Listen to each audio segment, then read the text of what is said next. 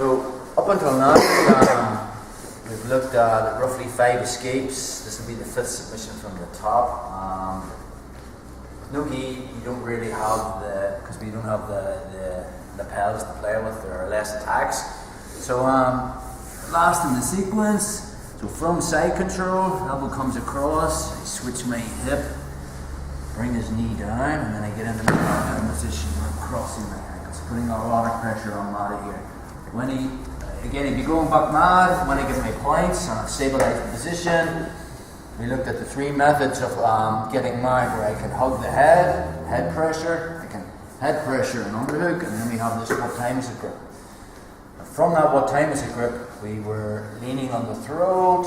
When he made this pressure with his arm, I was sliding my knee up and then getting this arm bar, which we looked at. Okay, so let's look at another reaction from that position. Most likely, when I make this pressure, he can bring this arm up to stop the elbow, okay, on his throat, which is why I was getting this open elbow to hit the arm bar. But sometimes they'll actually push the arm the whole way across to relieve the pressure on the neck. And if he makes that reaction, I'm just dropping my chest down in his arm. Okay? And again, we're into that gift wrap position. So I'm feeding underneath, I'll grab the wrist here, and then I'm pulling this across. So we've already looked at how to get on the back from here and the arm bar. We'll do a quick recap, but I can also get the head and arm choke from this position. So the main attack we were looking for was I was pushing on the elbow and switching to T-mount, yeah? And then I'll hip, toe. So when I get on his back, make my secondary grip, I can lock my anaconda control and put it behind the back of his leg, and then start attacking the neck. That was option 1 from the gift wrap. Option 2 was, we briefly looked at this when we were doing the gift wrap escapes. So again, I do my what time is it grip. When he pushes that arm across, I'm using my chest to smear his arm down. Smear it underneath, get wrist control. I grab my own wrist and in the gift wrap position, slide into T-mount, and this time I can bring it over the top, straight into my S-mount again, and you've got that near the grip arm bar, which we looked at, wrist control. Option 3, what we're going to play with tonight, I can get the head and arm position from that gift wrap. Again, it's one that's not usually done that much, but again, surprise is a good thing, because people, that have been doing jiu-jitsu a long time, they know you're going to get on the back, they know they're looking for the arm bar. Sometimes they don't see the head and arm choke there. So I do my what time is it grip. When he gives me this reaction, I'm trying to push this off his throat, and I have to be really mean and nasty and really drive this into his neck to get that reaction. The second he pushes, I'm dropping my chest down on the arm. I want to get it right on the elbow, and then I get into my gift wrap position. So rather than switching to the T-mount to attack the back or get the arm bar, I'm just going to swim my right hand underneath. Okay? My right hand is going to go deep. And again, we talked about, because we have taught this before, I want my right bicep tight against this left jugular. And I'm dropping my lat down, okay, behind his shoulder. So I really want my clavicle pushing into his armpit. Again, when we're drilling, we want to really pay attention to the snugness of the arm, so we want to finish it one-handed. So from that position, I'm driving my weight forward, and then I'm turning the corner to look at him. So again, one more time, just go from the side control.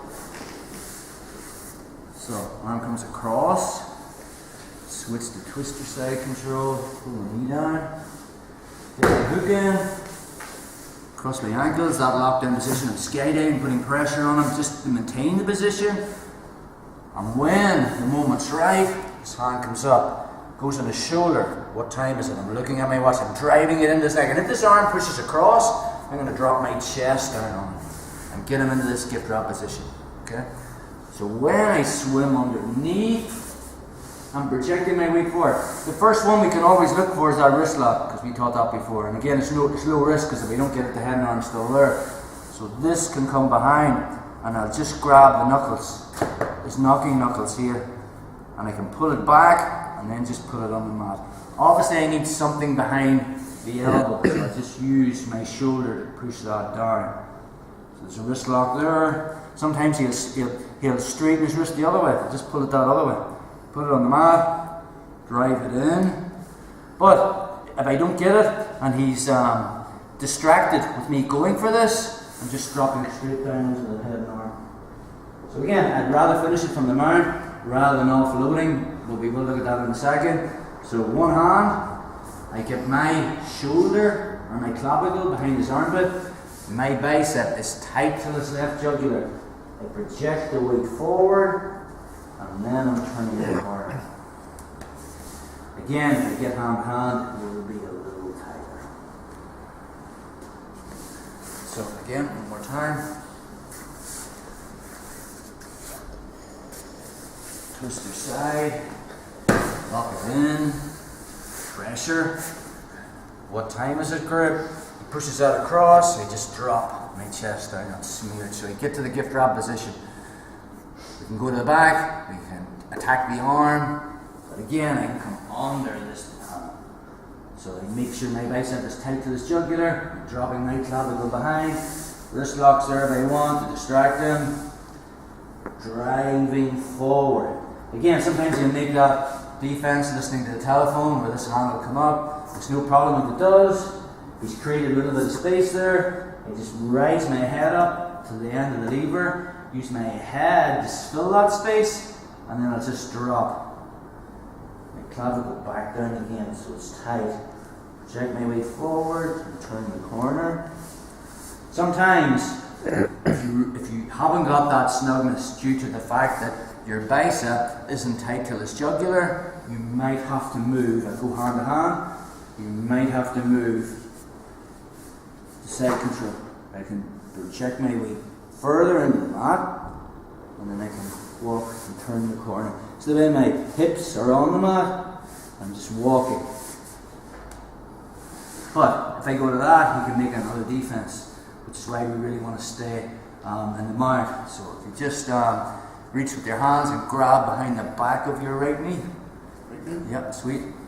Both hands, body lock it. Okay, so now he's created space. So this is the way I'm trying to finish him there. And he'll turn slightly onto his left side. There's a massive space here, so I can't finish with the head and arm. But the Nuki heel is there.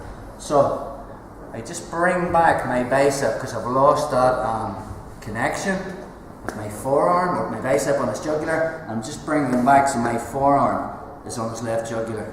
I'll grab my bicep, this comes behind the back of the neck and not on the jugular, and I'll switch my base to my left knee, just step in, and now from that position, I just drive my shoulder into his shoulder.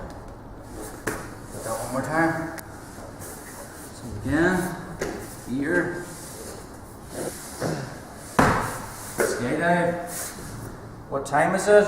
He pushes, I'll smear it down. Feed it through. Try to finish from the mount. Maybe I wasn't snug enough with my bicep. So I decide to step across so I can get really tight. And he makes that defense. He turns the way Matty's turning on the side, and he grabs behind the back of that leg. Now he's made a massive space here. Okay, so from there I'm going to fill that space. So my bicep comes back, so I'm putting my forearm on the jugular. I grab my own bicep. This doesn't come across the other jugular, it comes across the back of his neck. Which fills the space now is my shoulder drives his shoulder into his jugular. But I can't do it with my hips on the mat. So I'm going to slide my left knee behind the back of his head and pierce it. I don't need to bring my foot across. And now I just push my shoulder into his shoulder. Let's play with that, guys.